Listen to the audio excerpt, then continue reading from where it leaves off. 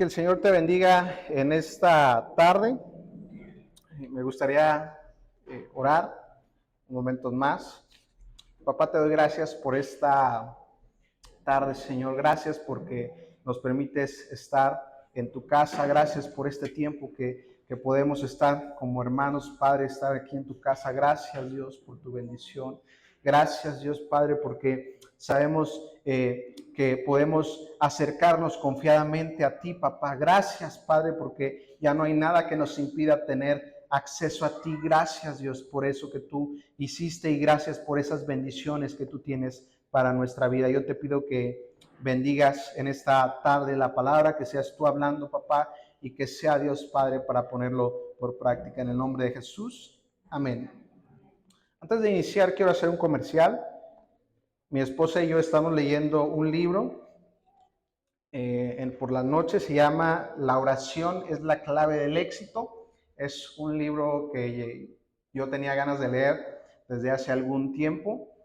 Se lo recomiendo cuando lo terminemos de leer. Estamos bien picados, yo creo que vamos a terminar de leerlo pronto. Está algo extenso, pero si les interesa, se los podemos prestar o si ustedes lo quieren comprar, pues pueden comprarlo. La oración es la clave del éxito y la verdad es que su nombre no es nada más por hacerlo, sino verdaderamente creo yo que la oración es la clave del éxito.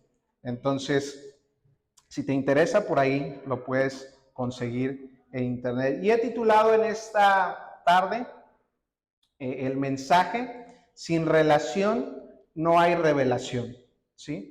Y va a ser en dos partes. Hoy voy a compartir la primera parte. Quería compartirlo todo en una sola, pero era algo extenso. Entonces, hoy vamos a ver la primera parte: sin relación no hay revelación. Y quiero que me acompañes a Jeremías capítulo 42, del versículo 2 al versículo 3. Dice así: Jeremías, el profeta, le dijeron a Jeremías: por favor, ora al Señor tu Dios por nosotros. Como puedes ver, somos un pequeño remanente comparado con lo que éramos antes. Ora que el Señor tu Dios nos muestre qué hacer y a dónde ir. Y yo leía este pasaje durante la semana en mi tiempo de devocional y en contexto, ¿verdad? Los del pueblo de Israel ya habían sido exiliados a Babilonia, quedaba nada más un pequeño remanente.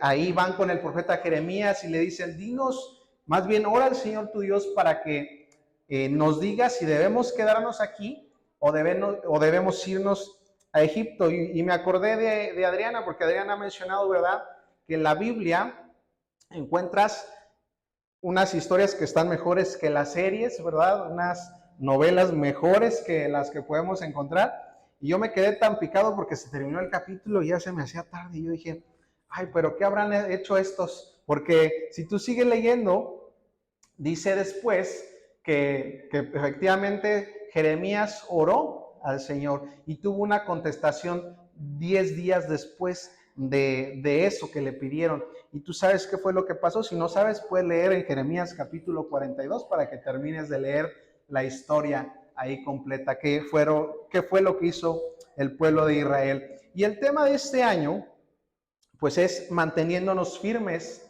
hasta el fin. Nos quedan 4 meses, ¿verdad? 4 meses para que termine el año, ¿verdad? Y me gustaría hacer una pregunta: ¿cómo nos hemos mantenido hasta este mes de agosto, casi terminando el año?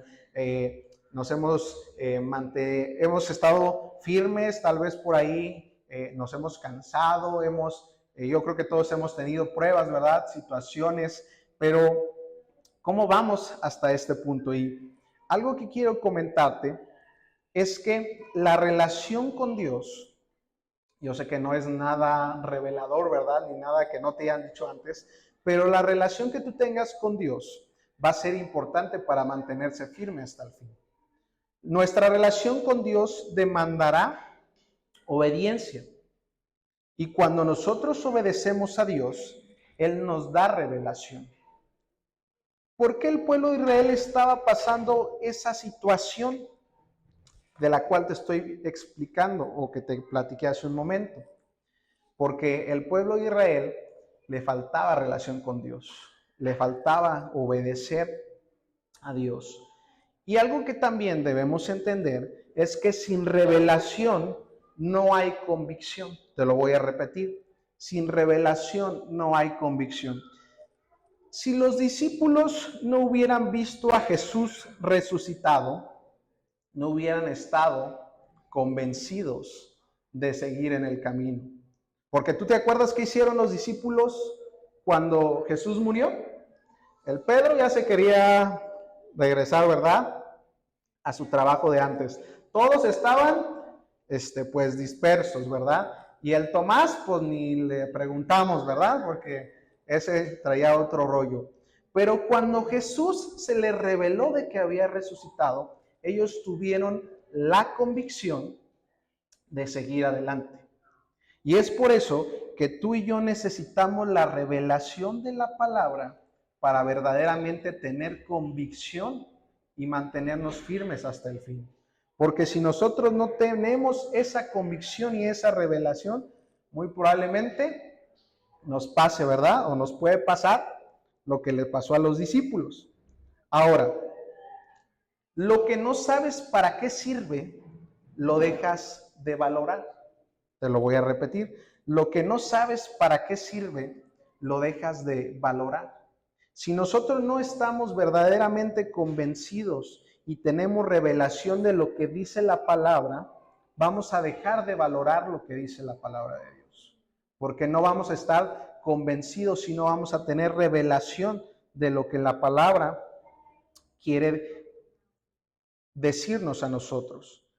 La revelación es la luz de Cristo. Mientras más luz tienes, más revelación. Te voy a contar una anécdota que me pasó hace muchos años. Yo era un adolescente todavía. Me acuerdo que en aquella ocasión se fue la luz donde yo vivía, en Torrecillas. Torrecillas es una comunidad, comúnmente lo conocemos como ranchos. Si tú no has vivido en un rancho y no sabes, te lo voy a explicar. Si se va la luz en la noche, si te va bien, la van a regresar por ahí del mediodía del día siguiente. Hubo días que se iba la luz y duraban 2 o 3 días sin luz. Eso pasa en los ranchos. Por si tú no has vivido en un rancho, eso pasa en los ranchos. Acá la pastora, donde hay huracanes y todo, ni le preguntamos, ¿verdad? ¿Cuánto tardan sin luz? Pero eso pasa en los ranchos. Entonces me acuerdo que ese día se fue la luz, era como de madrugada. Yo tengo un hermano mayor. Si tú no sabes cómo eres, si tú no tuviste hermanos, ¿verdad? Pues no vas a entender esta parte de cómo es a veces la relación entre los hermanos mayores y menores. Entonces, mi hermano, al ser mayor, era un poco abusivo conmigo y con mi hermana, ¿verdad? Abusivo en el buen sentido de los hermanos. Mi hermano me lleva 9 años, entonces, aunque yo me quisiera defender, pues ni cómo, ¿verdad? Entonces me acuerdo que ese día, como no había luz, yo salí a tomar agua y él salió, creo, al baño, no sé a dónde fue. Entonces dije, este es un momento para yo hacerle una broma. Entonces, como no había luz, todos en la casa, ¿verdad? O en las casas, por lo regular, aunque sea noche, acostumbramos a dejar una luz prendida, ya sea la del fuera del patio, no sé, en algún cuarto, qué sé yo. Pero esa vez no había nada de luz. ¿Por qué? No había luz. Entonces yo me acuerdo que me puse una cobija y ahí como que levanté las manos y todo. Entonces, imagínate esta escena en la madrugada, cuando no hay luz. Mi hermano venía saliendo del baño, yo empiezo a salir así y yo empiezo a ver a mi hermano como que se empieza a hacer para atrás, así como que, ¿y ahora qué está pasando? Y me acuerdo que entonces yo me abalancé sobre él y él nada más se defendió así con las manos. Entonces ya empecé a reírme por lo gracioso que era. Mi hermano, obviamente, al ver que era yo, pues también le dio risa, pues porque verdaderamente se había asustado. Ahora, ¿por qué te platico todo esto? Esta broma yo la pude hacer porque no había luz. Si hubiéramos tenido luz, si yo salgo así con la cobija y todo, pues mi hermano no se asusta. ¿Estás de acuerdo? ¿Por qué? porque mientras más luz tenemos más revelación. Y la palabra es la luz que nos va a dar más revelación. ¿Vas conmigo? Ahora, lo que tú comas, o sea, la Biblia determinará lo que ves, o sea, la revelación. Te lo voy a volver a explicar. Lo que tú comas, o sea, lo que tú comas en la Biblia, la cantidad que tú comas de Biblia, ¿verdad? La manera en que como tú comas la Biblia va a determinar lo que nosotros podemos ver, la revelación que vamos a tener. En el Antiguo Testamento, cuando no había Biblia, porque hubo una época en el Antiguo Testamento, ¿verdad? Sobre todo antes de Moisés, donde no había Biblia, el vínculo entre el hombre y Dios se constituía por medio de las promesas. Y vamos a probar esto que te estoy diciendo. A Abraham se le dio la promesa de que iba a tener un hijo, ¿verdad? Iba a tener descendencia. Era el vínculo que tenía Dios con las personas cuando no había Biblia. A David, que ya había Biblia, pero más bien ya había la ley de Moisés, pero aún así se le dio la promesa de que si sus hijos obedecían, iba a haber, ¿verdad?, descendencia en el trono. Y bueno, también se le dio la promesa de Jesús, ¿verdad?, que iba a salir un rey, que su reino no tendría fin. Pues al pueblo de Israel también se le dio una promesa, y es de lo que vamos a estar hablando el día de hoy. Se le dio la promesa de la tierra prometida, porque en el Antiguo Testamento, cuando no había Biblia, el vínculo entre Dios y las personas era por medio de promesas. Y si tú sigues viendo, hay un montón de promesas, ¿verdad?, que Dios les daba. Incluso el día de hoy sigue dando Dios promesas, pero ya tenemos también la Biblia. En aquel entonces no había Biblia. Y quiero que me acompañes a Éxodo capítulo 5, versículo del 1 al 2. Éxodo capítulo 5, versículo del 1 al 2. Dice así: después del encuentro con los líderes de Israel, Moisés y Aarón fueron a hablar con el faraón y le dijeron: esto dice el Señor, Dios de Israel: deja salir a mi pueblo para que celebre un festival en mi honor en el desierto. De ahí se inspiraron para la canción de fiesta en el desierto, yo creo. Dice el versículo 2: así replicó Faraón: ¿y quién es ese Señor? ¿Por qué tendría que escucharlo y dejar ir a Israel? Yo no conozco a ese tal Señor y no dejaré que Israel se vaya. Ahora, digo, nosotros ya tenemos la palabra de Dios, pero hay que entender que Faraón, Faraón tenía muchos dioses. O sea, para Faraón era algo complicado entender que el Dios de Israel, ¿y quién es el Dios de Israel? ¿Verdad? O sea, pues si aquí tenemos un montón de dioses. Ahora, si tú sigues leyendo la historia, que es muy interesante, pues después se vienen las plagas y todo eso, ¿verdad? Pero nos vamos a enfocar en Moisés. Si tú lees el capítulo 5 de Éxodo, que es donde nos vamos a enfocar ahorita, Éxodo a partir del versículo 15, vamos a encontrar a un Moisés que le faltaba todavía relación con Dios, y al faltarle relación con Dios, le faltaba revelación. ¿Sí?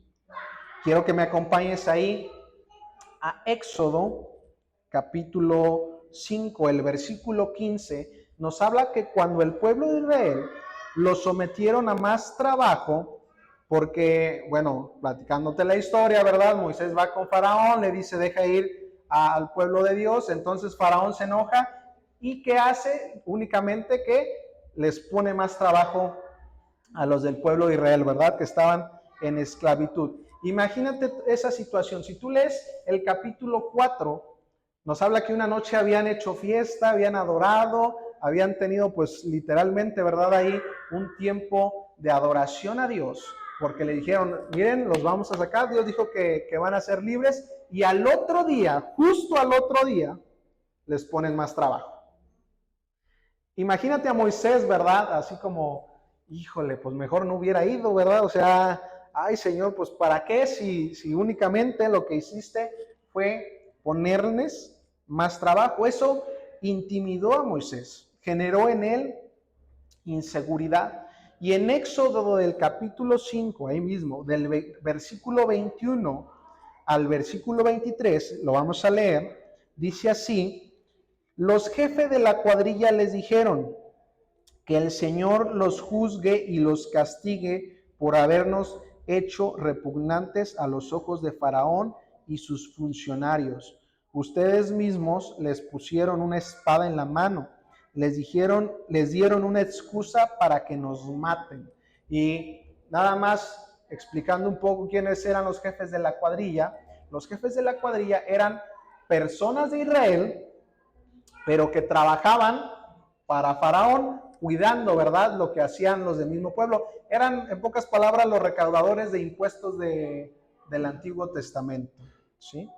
Entonces, dice el versículo 22, entonces Moisés fue ante el Señor y protestó, Señor, ¿por qué trajiste toda esta desgracia a tu propio pueblo?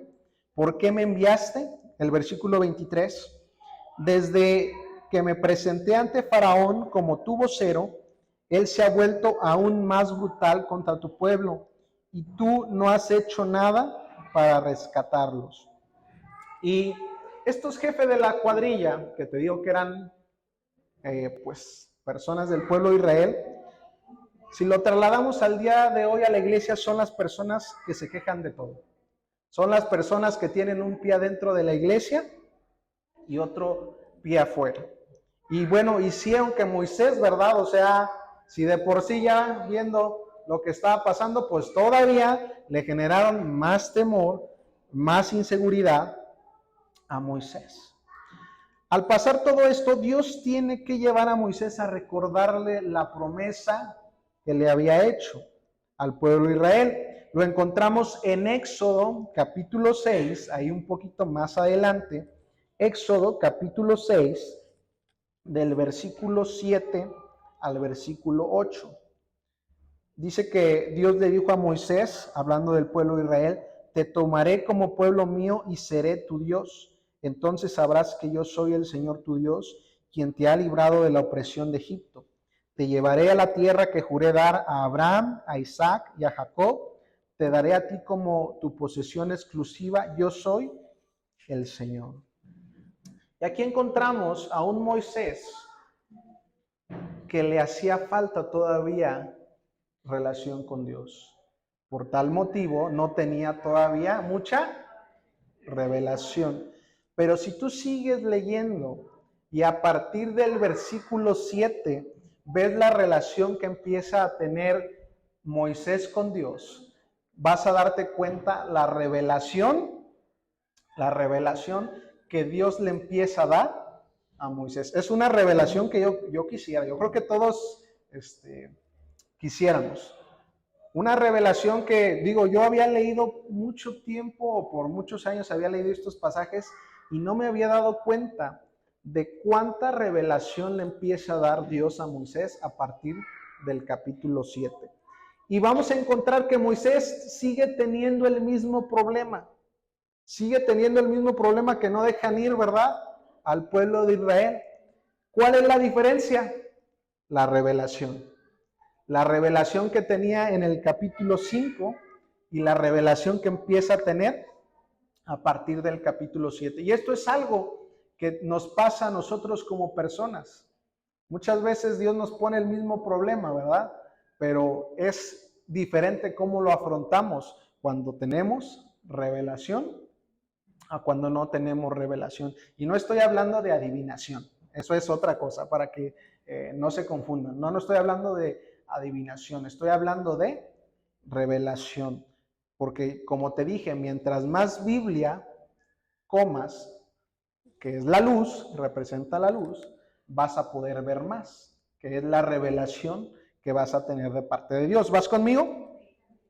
Quiero que veamos entonces, vamos a ver 3 puntos a partir del capítulo 7, 3 puntos nada más de cómo la relación de Dios y Moisés pues se hace una relación más cercana, y a partir de eso Moisés, aunque tiene el mismo problema que tiene anteriormente, él empieza a tener revelación.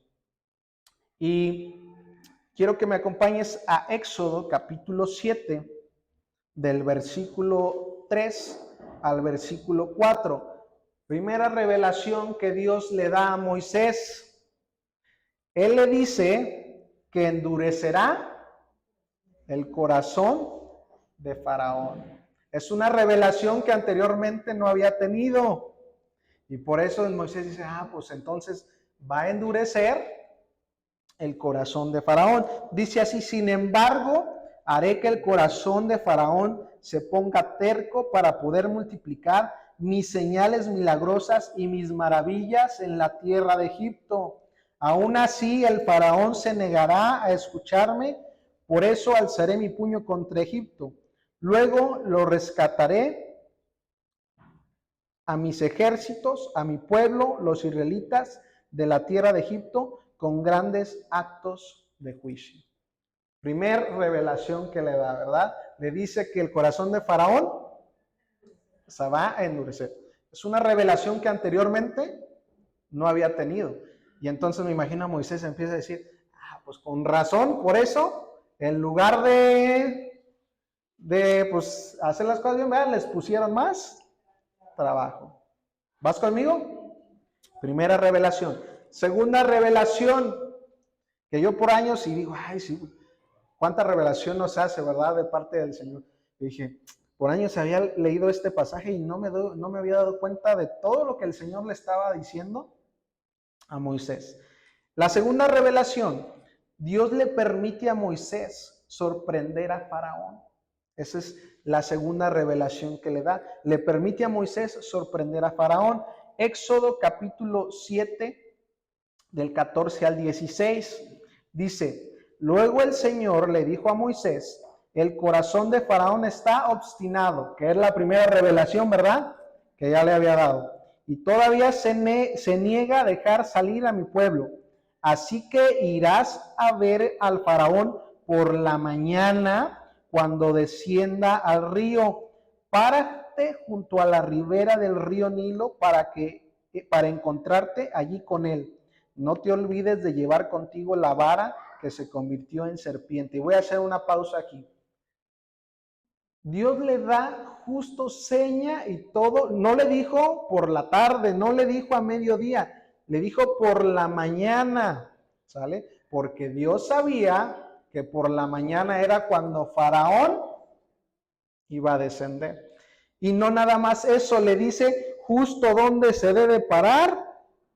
Dice, junto a la ribera del río, y ahí lo vas a encontrar. Entonces, no me imagino esa escena de Faraón llegando al río Nilo por la mañana. Había 3 razones por las que los egipcios descendían al río Nilo. Una era, pues la más lógica, para bañarse. Otra era porque acostumbraban a recolectar minerales que llevaba el río. Y la tercera era para adorar al agua del río, porque para ellos era un dios. Para los egipcios, el agua que llevaba el río era un dios. No sabemos por cuál de las 3 razones descendió esa mañana Faraón. La Biblia no nos lo dice, pero eso no es lo importante. Lo importante es que Moisés sorprende a Faraón en la mañana. Imagínate que se va a bañar y encuentra ya al Moisés, ¿verdad? Ahí híjole, pues ya me sorprendieron, ¿verdad? Ya, pues aquí estoy. Permite sorprender a Faraón. Ahora, si no entienden la profundidad de esto, Faraón no era cualquier persona para que lo sorprendieran. Faraón no era un esclavo para que pudieran sorprenderlo así de fácil. Ahora también, no sé, me imagino ahora en los presidentes o la gente que tiene esos altos puestos. No creo que no tengan gente a su alrededor para que los estén cuidando, vigilando.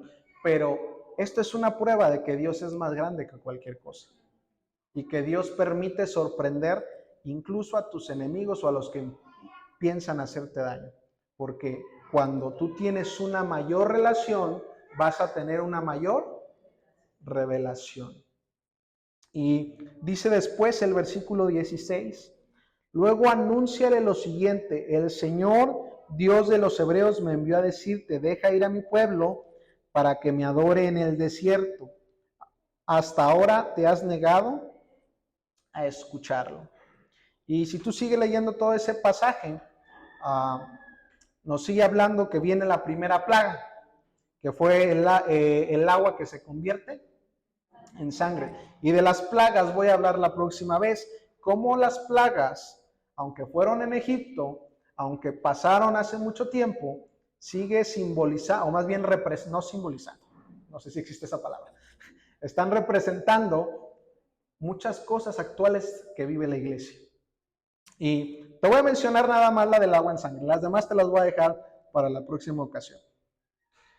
En Éxodo capítulo 7, versículo 21, nos habla que después de que viene la primera plaga, ¿verdad? Que fue durante 7 días, menciona la Biblia, dice, murieron los peces del río y el agua se quedó tan asquerosa, dice en esta versión, se quedó tan asquerosa que los egipcios no podían beberla, ¿sí?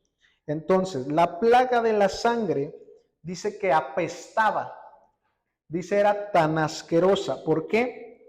Porque estaba, si tú ves en la Biblia, las cosas que se hacían con la sangre representaban el pecado. Cristo derramó su sangre por nuestros pecados, ¿verdad? En el Antiguo Testamento se tenía que sacrificar algunos animalitos, se tenía que derramar la sangre por nuestros pecados.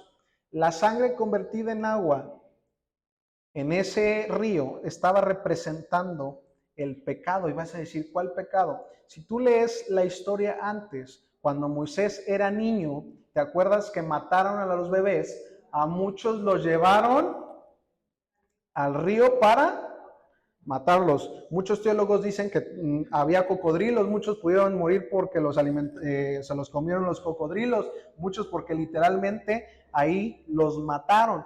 Estaba representando el pecado que Egipto había hecho años antes con los hijos del pueblo de Israel. Dice que los peces murieron. Si tú lees la palabra de Dios, los peces representan a las personas. Por eso es que le dijo a los discípulos, ahora serán pescadores. Entonces, el agua en sangre está representando el pecado que habían cometido los egipcios muchos años antes. Dice que olía, que apestaba. Y nosotros no vamos a dejar de pecar hasta que el pecado nos apeste, hasta que el pecado nos huela mal, hasta que digas, esto que estamos haciendo no es lo correcto. Esa es nada más la primera plaga, las otras las voy a dejar para la próxima vez. Pero entonces, regresando al punto, vemos cómo Dios le permite a Moisés sorprender al faraón. Le permite sorprenderlo. Y vamos al punto número 3. También Dios le permite a Moisés entrar al palacio de Faraón, como decimos en México, como Pedro por su casa. Yo no me había puesto a pensar, muchas veces cuando Sean y yo más bien platicamos algunas cosas, yo he llegado a la conclusión de que en México nos gustan más las películas que la lectura.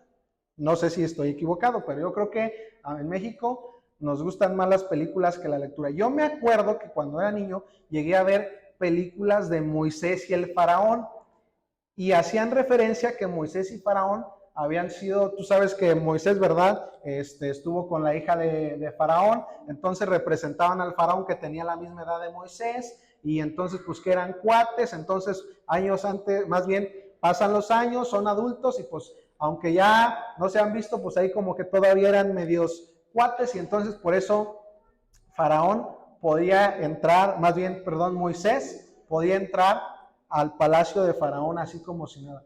La Biblia no nos muestra eso. La Biblia no nos dice así. Es más, en la Biblia vemos que incluso hermanos con hermanos se llegaron a matar. Hermanos con hermanos tuvieron pleitos fuertes al grado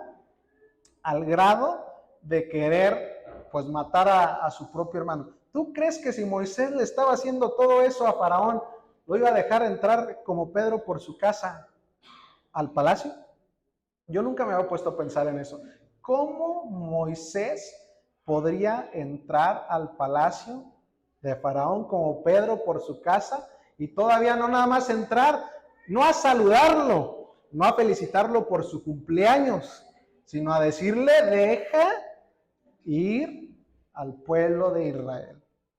Y en Éxodo capítulo 8, versículo 1, dice así: entonces el Señor le dijo a Moisés, regresa a ver al faraón y anúnciale lo siguiente: esto dice el Señor, deja ir a mi pueblo para que me adore.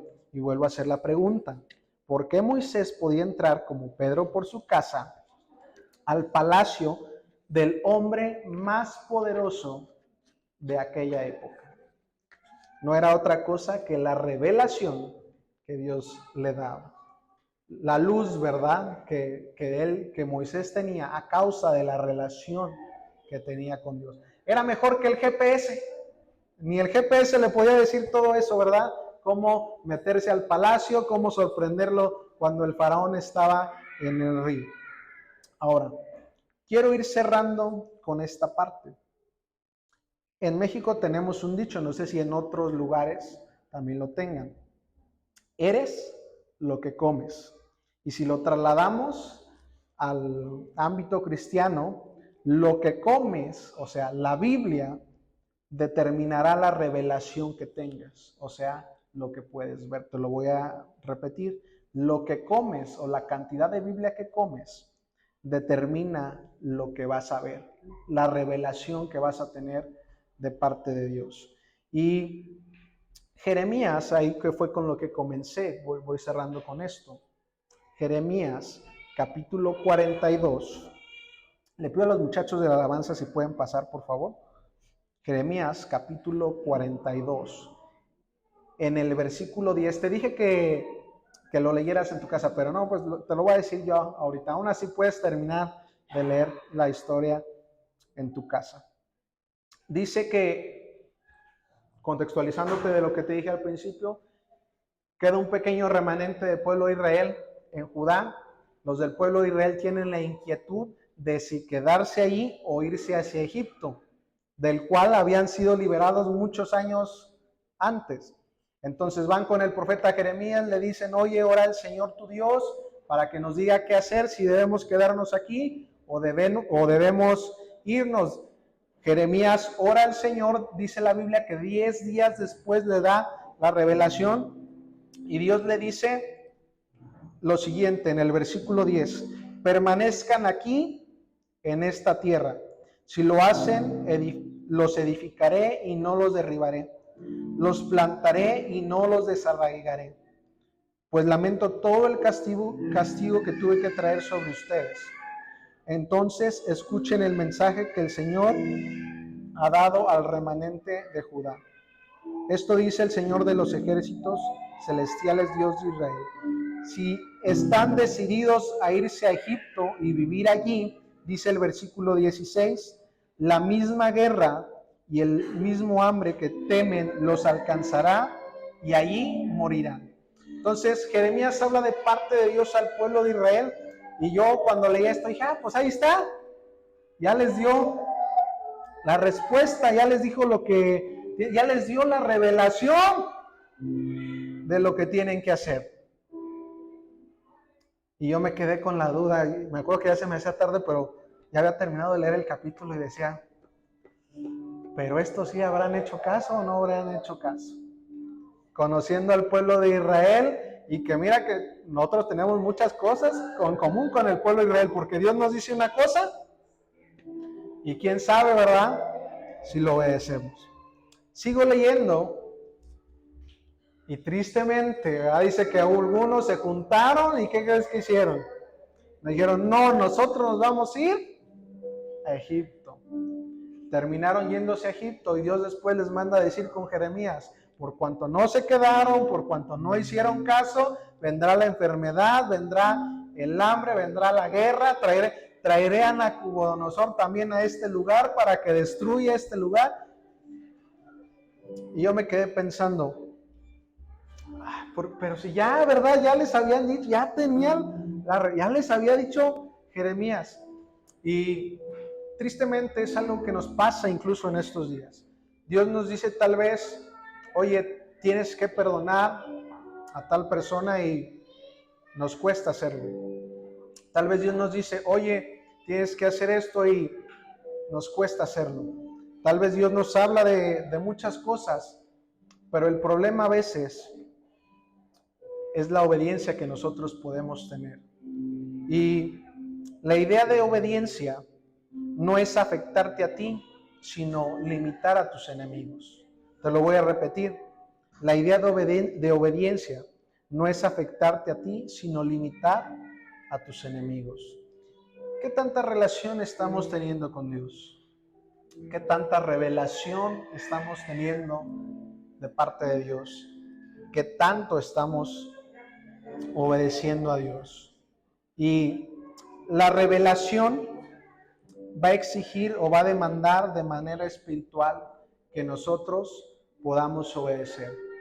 Porque aunque muchas veces Dios nos revele algo para nuestra vida, para nuestra familia, para nuestro trabajo, para cualquier cosa de nuestra vida, si nosotros somos como el pueblo de Israel, que aunque hayan tenido la revelación de parte de Dios y no decidan obedecer, pues únicamente lo que vamos a estar acarreando serán problemas, serán, ¿verdad?